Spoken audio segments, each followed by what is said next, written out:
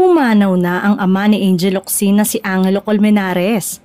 Pinost kasi ng talent manager at pinsan ni Angel na si Mario Colmenares sa Facebook account nito ang art card ng burol ng yumaong ama ni Angel.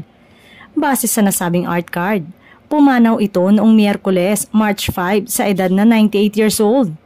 Ilang sandali nga lang ang itinagal ng nasabing Facebook post at binura rin agad ito ni Mario. Sa ngayon ay wala pang statement, post lamang sa kanyang FB page account. Ngunit hindi pa sigurado kung si Angel mismo ang nag-post nito.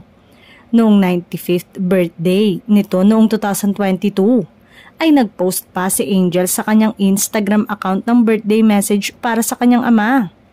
Huling nakita ng public ang ama ni Angel sa vlog nila ni Niel na may title na Conversation with My Father na lumabas noong March 5, 2022. Sa ulat ng ABS-CBN News, hinihiling ng pamilya nito na manatiling pribado ang kanilang pagluluksa.